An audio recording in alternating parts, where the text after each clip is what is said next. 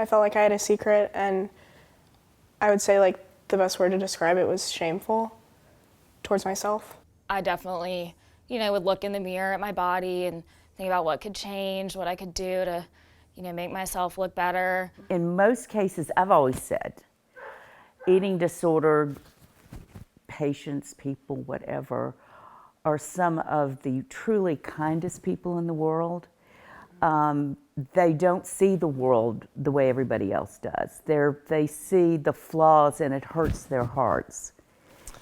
Okay, you're touching on something now for me. I mean, I really do believe that. I believe, like, I heard someone describe it one time as the child that goes, the emperor doesn't have any clothes, and everybody's like, shush, They see, they were very sensitive individuals, and so being unable to cope with some of the hurts that they see, they manifest with these behaviors, I believe.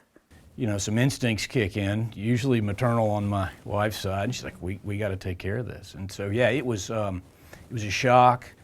I was proud of her for doing it, but it was a real shock. And there's a lot of denial attached to that. There's a lot of denial. A lot of denial attached to it. It's something that we think people need in society, and people need to know where to go to get help. Right. And MCR's great at that, and that's their mission. When you made the comment a minute ago about how you think that people with eating disorders are highly sensitive and they just can't quite accept the world as it is, right. What do you think her hardest part was? That's a very good question. I think accepting herself.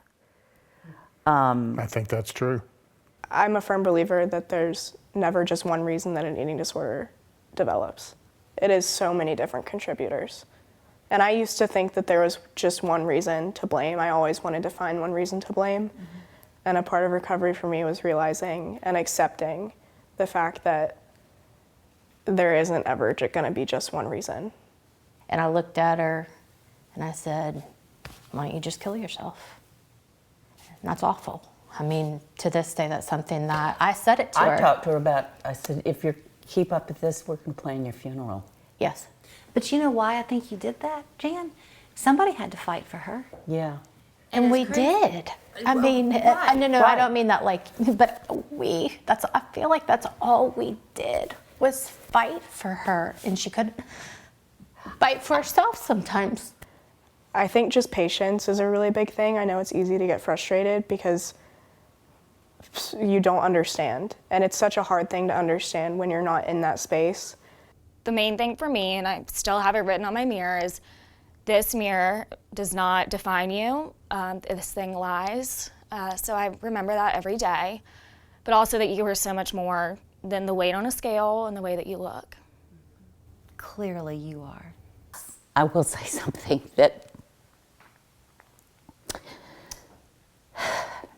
I had one of the greatest gifts in the world. She died on a Friday. That Wednesday, I went by I said, I want to walk. And she said, okay. I said, don't you stand me up. And we took a walk, and we had the best talk we've ever had in our life. And the most honest talk. So I feel like that was such a gift for me. So, thank you for that, Gabby.